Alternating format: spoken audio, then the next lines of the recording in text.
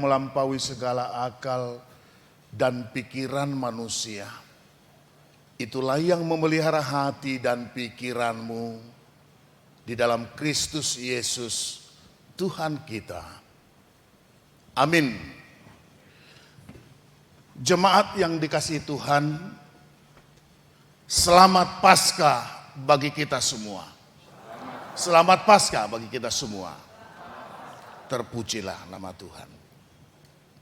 Bapak Ibu Saudaraku yang terkasih dalam Tuhan, firman Tuhan, khotbah bagi kita pada perayaan Paskah yang kedua ini tertulis dalam kitab Kisah Para Rasul pasal 3 ayat yang ke-24 hingga ayat yang ke-26. Dikatakan demikian, saya akan membacakannya. Dan semua nabi yang pernah berbicara mulai dari Samuel dan sesudah dia telah bernubuat tentang zaman ini. Kamulah yang mewarisi nubuat-nubuat itu dan mendapat bagian dalam perjanjian yang telah diadakan Allah dengan nenek moyang kita ketika ia berfirman kepada Abraham, oleh keturunanmu semua bangsa di muka bumi akan diberkati. Dan bagi kamulah pertama-tama Allah membangkitkan hambanya dan mengutus namanya dan mengutusnya kepada kamu supaya ia memberkati kamu dengan memimpin kamu masing-masing kembali dari segala kejahatanmu. Sampai di sana pembacaan dari firman Tuhan. Bapak Ibu jemaat yang dikasihi Tuhan Yesus Kristus, minggu kemarin kita sudah merayakan Paskah yang pertama. Kini kita juga merayakan Paskah yang dalam Almanak HKBP dituliskan di sana Paskah yang kedua. Bapak Ibu Saudaraku terkasih dalam Tuhan, mengapa kita merayakan Paskah ini sampai 2 kali berturut-turut? Apa tidak cukup 1 kali? Bukankah sekali untuk selamanya Kristus itu bangkit mengalahkan kuasa kematian?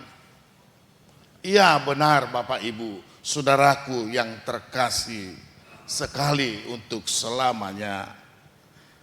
Jika demikian, mengapa kita melaksanakannya hingga 2 kali?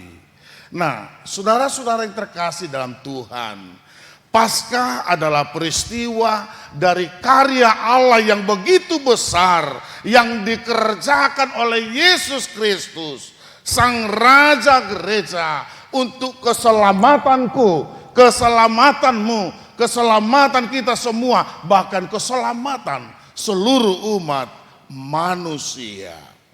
Nah, oleh karena itu saudara-saudara terkasih dalam Tuhan, pemahaman tentang Paskah dalam pengajaran Kristen ini adalah bahwa Paskah adalah jantung dalam pengajaran Kristen, di mana Paskah ini adalah dasar dari iman kita, di mana Paskah merupakan titik tolok ukur dari iman percaya kita. Kalau Kristus tidak dibangkitkan, maka HKBP Kebayoran Baru ini tidak akan pernah berada di dalam dunia.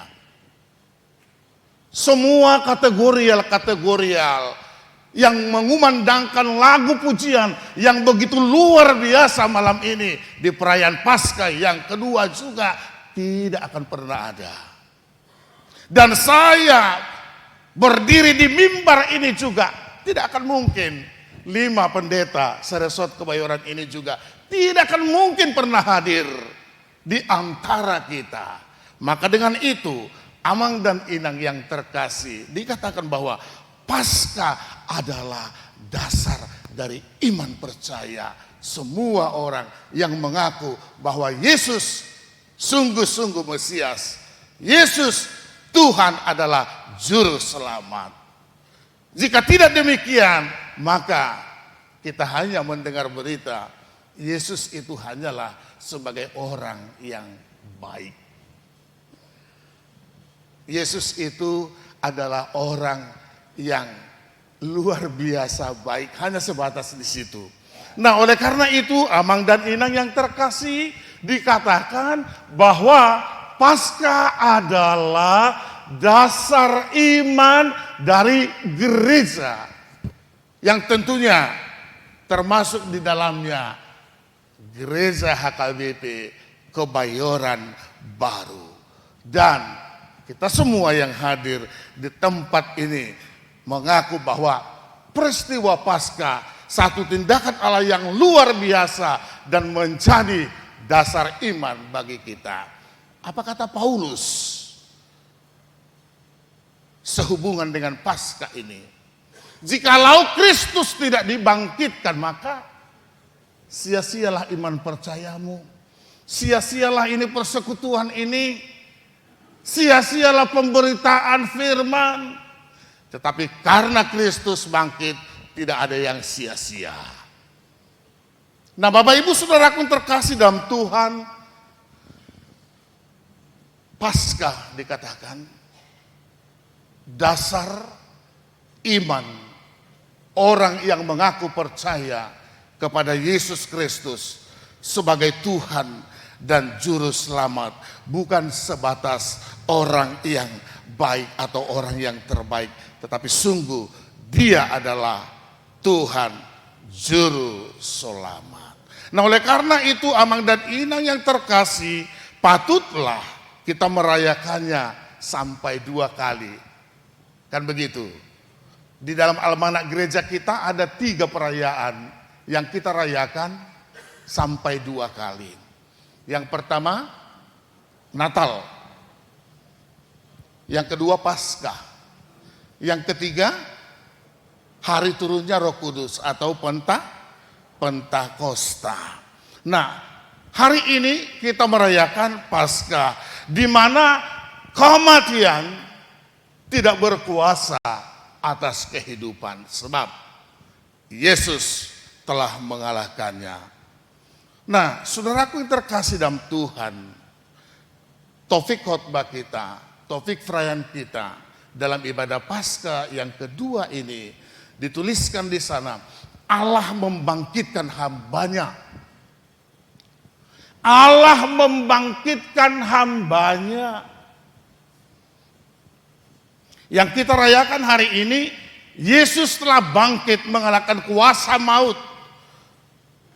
Firman Tuhan dalam satu topik yang indah dikatakan bahwa Allah membangkitkan hambanya.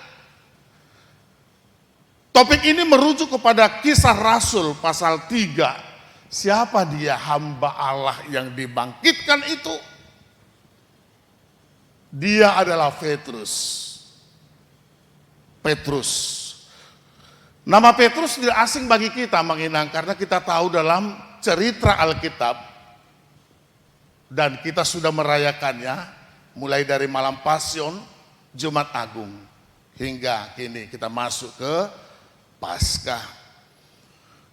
Petrus salah satu murid yang terdekat, yang selalu nempel kepada Yesus. Tapi ternyata Petrus juga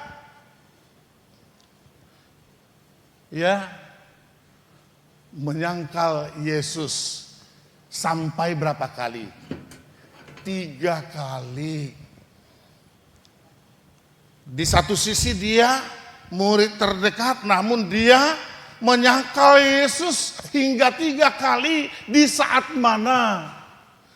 Di saat dia mulai melihat bahwa ternyata kedekatanku dengan Yesus ini akhir-akhir ini salah satu ancaman keselamatan bagi saya.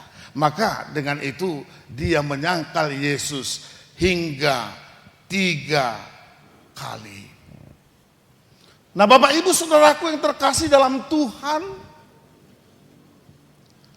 Petrus sendiri turut menyaksikan kuburan kosong. Di mana kuburan kosong sebagai pertanda bahwa Kristus bangkit. Dia tidak ada lagi dalam kubur. Benar seperti apa yang telah dia firmankan pada hari yang ketiga, dia akan bangkit. Namun 3 wanita yang begitu mengasihi Yesus lupa dengan informasi itu. Siapa mereka? 3 wanita yang pergi ke kubur pada subuh itu. Maria, yang kedua Yohana, yang ketiga Maria ibu Yakobus. Mereka begitu mengasihi Yesus. Mereka pergi dengan membawa harta yang begitu berharga, yaitu minyak dari rempah-rempah begitu. Sesungguhnya mereka datang ke sana mengingat satu tradisi, sehingga mereka dengan kebaikan hatinya ke kubur dan membawa rempah-rempah itu untuk meminyaki tubuh atau mayat itu supaya jangan terlalu cepat membusuk. Namun Yesus tidak lagi berada di sana. Dikatakan bahwa kuburan itu sudah kosong. Petrus melihat, dia turut menyaksikan bahwa kubur itu kosong. Batu telah berguling, kubur kosong. Menyatakan bahwa Yesus sudah bangkit. Nah, Bapak Ibu Saudaraku yang terkasih dalam Tuhan, topik ini kembali, Allah membangkitkan hambanya. Murid terdekat menyangkal Yesus, menyaksikan kubur kosong.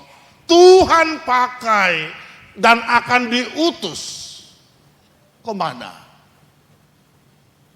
Untuk menyaksikan, mewartakan pasca itu, mewartakan kabar baik itu, mewartakan nama agung itu, yaitu Yesus.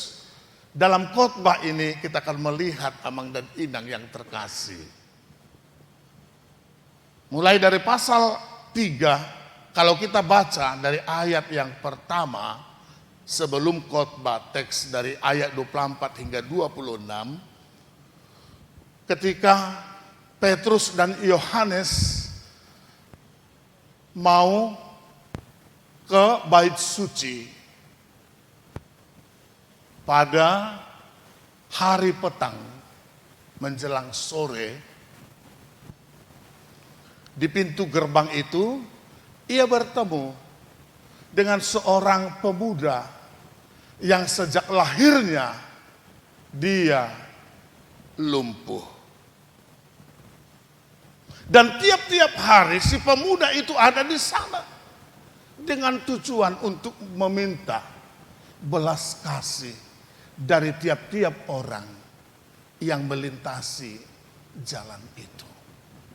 Saudaraku yang terkasih, di saat Petrus dan Yohanes melintas, dia berseru-seru. Dia berseru-seru meminta belas kasih. Petrus bukan tutup mata, bukan tutup telinga. Lihatlah, emas, perak, dan sebagainya tidak ada padaku. Yang ada padaku adalah dalam nama Yesus. Lalu dia memegang tangannya sembari mengangkat, dan si lumpuh turut berdiri. Engkau disembuhkan. Seketika itu juga dia bisa bangkit, dia bisa berjalan, dia bisa meloncat-loncat kegirangan. Bahwa mujizat, melalui Petrus terjadi. Adakah orang melihat peristiwa itu? Tentu Amang dan Inang. Begitu banyak mata menyaksikan peristiwa itu. Lalu mereka terheran-heran. Siapa gerangan yang menyembuhkan dia? Tetapi Petrus dengan jelas mengatakan bahwa yang menyembuhkan dia adalah Yesus, bukan saya. Yesus yang menyembuhkan dia. Itulah misi daripada hamba Tuhan yang telah diutus membawa kabar baik, mewartakan kerajaan Allah itu, supaya tiap-tiap orang beroleh kekuatan, beroleh sukacita, beroleh pengharapan dan damai sejahtera. Petrus bukan cari kesempatan untuk cari pamor. Di saat orang bertanya-tanya siapa yang menyembuhkan dia gerangan, bukan. Dia tidak mengatakan aku, sebab dia tahu bahwa kuasa yang ada padanya adalah dari dia. Tuhan memakai Petrus sebagai alatnya, dan yang menyembuhkan benar seperti kata Petrus adalah kuasa daripada Allah sendiri. Di sini Petrus melihat menunjukkan pribadinya, dia semakin ke belakang, tapi nama Yesus semakin di garda terdepan. Dia tidak mencari kemuliaan, justru kemuliaan itu dialamatkan kepada nama Yesus. Bapak Ibu Saudaraku yang terkasih dalam Tuhan, apakah gerangan ada dari orang-orang yang mengaku percaya ketika dia melayani Tuhan, baik dalam pelayanan apapun itu, mencari supaya namanya masyhur, supaya dia dihormati, disegani? Saya rasa tidak, dan tidak pernah terjadi, jangan. Tetapi jika itu terjadi, ingat bahwa di sana tanpa sengaja atau sengaja kita telah mencuri ya, kemuliaan Tuhan. Sebab kemuliaan itu untuk nama Tuhan, bukan untuk kita. Jadi bagi kita adalah damai sejahtera di bumi bagi orang yang percaya kepadanya. Benarlah seperti yang dinubuatkan para nabi dalam khotbah ini. Itu sudah terjadi, genaplah melalui peristiwa kematian dan kebangkitan itu. Mesias itu sudah datang. Yesus adalah Mesias, Raja dan keselamatan bagi dunia ini. Dan khotbah ini juga menjelaskan kepada kita hal menjadi berkat. Benar kata kita para nabi, sebagaimana Abraham ketika Tuhan memberkatinya, baiklah dia menjadi berkat. Dan berkat itu sudah nyata, Amang dan Inang yang terkasih dalam Tuhan. Genaplah berkat Tuhan, bukan hanya secara badani, tapi secara rohani. Tuhan telah memberkati kita. Saya mau bertanya, adakah sukacita dan damai di hatimu hari ini? Saya mengikuti ibadah ini, Amang dan Inang, hampir merinding. Wah, luar biasa Paskah yang kedua ini. Puji-pujian begitu bergema. Terima kasih Tuhan, namamu sungguh dimuliakan pada perayaan Paskah yang kedua ini.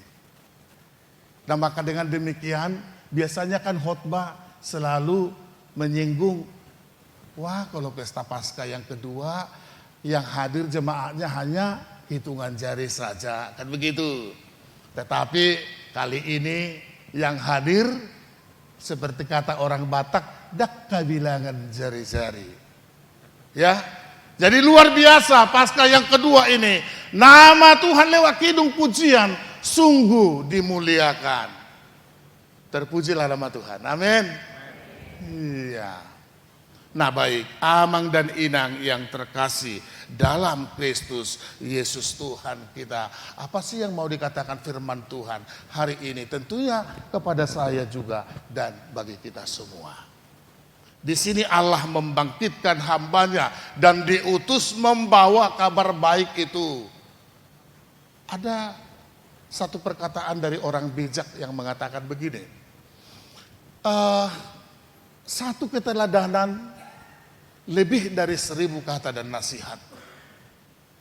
Firman Tuhan yang kita kumandangkan itu sungguh-sungguh indah dan baik jikalau bertumbuh dan berbuah dalam hidup yang mewartakan serta bagi orang yang mendengarnya. Jika itu hidup dan bertumbuh, firman Tuhan juga kembali mengatakan, berbahagialah orang yang mendengar firman Allah serta memeliharanya. Lalu kita menyambut dengan kata, iya. Biarlah lewat kebangkitan Kristus, sebagaimana di sini, Yesus soko guru bagi kita, teladan bagi kita, hamba Tuhan yang Dia bangkitkan itu turut juga menjadi teladan. Maka tiap-tiap orang yang mengaku percaya Yesus adalah Mesias, Tuhan dan Juru Selamat menjadi teladan. Bukan hanya dalam perkataan, lebih daripada itu dalam perbuatan baik. Sebab Allah di dalam diri Yesus telah berbuat yang terbaik bagi kita semua. Terus pertanyaannya, terus apa rupanya yang terbaik dari kita sehingga Allah berbuat yang terbaik bagi kita? Disitulah kasih Allah yang tidak terhingga. Maka dengan itu saudaraku yang terkasih, mengasihi adalah bahagian dari hidup kita. Jika kita mengasihi, baiklah kita mengasihi dengan hati yang tulus. Berbuat baik kepada setiap orang, terkhusus bagi orang yang membutuhkan pertolongan. Ingat apa kata firman Tuhan. Dalam terjemahan Batak saya lebih cepat tanggap. Dusun namandang gurhon tuduluk do, madabu ibana, tua puan. Ibarat orang melempar batu ke atas gunung, dia akan turun kembali.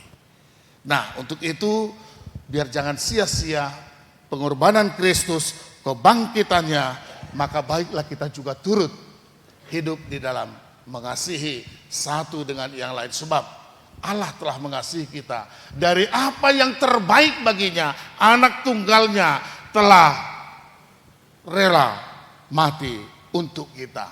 Dia bangkit untuk kita. Kan begitu. Nah, oleh karena itu, saudaraku yang terkasih dalam Tuhan Yesus Kristus, pasca yang kedua ini juga memberikan satu jaminan, pengharapan bagi kita akan masa depan.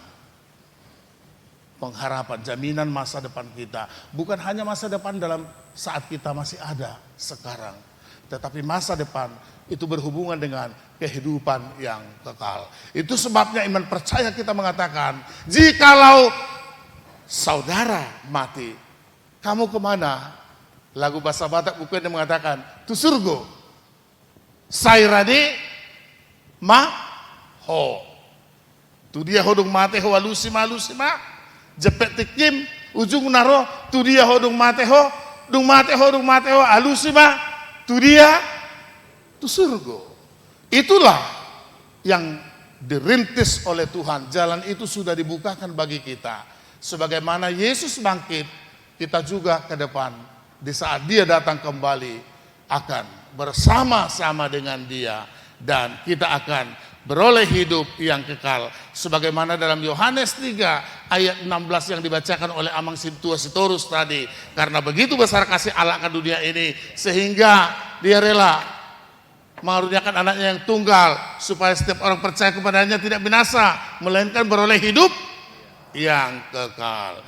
Baiklah kita menjadi pewaris-pewaris kerajaannya, sebab Kristus telah bangkit. Baiklah kita menjadi orang-orang yang bersuka cita, yang penuh damai dan sejahtera, sebab Yesus telah datang mendamaikan saya dan saudara dan kita semua kepada Allah Bapa di surga. Selamat Paskah, Tuhan memberkati.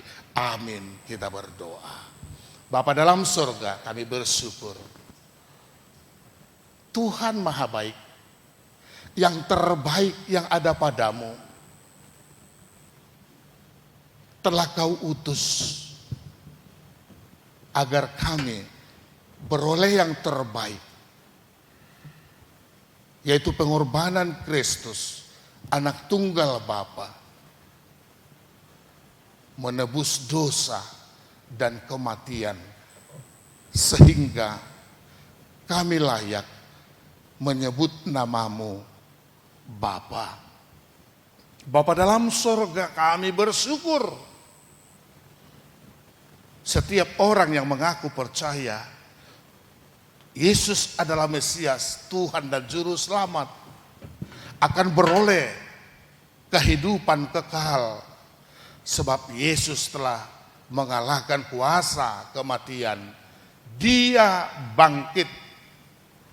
Oleh kebangkitannya, pengharapan kami untuk masa depan kami semakin jelas Kau nyatakan. Oleh karena itu, berbuat yang terbaik untuk Tuhan dan sesama tidak ada yang sia-sia. Mampukan kami melayani Tuhan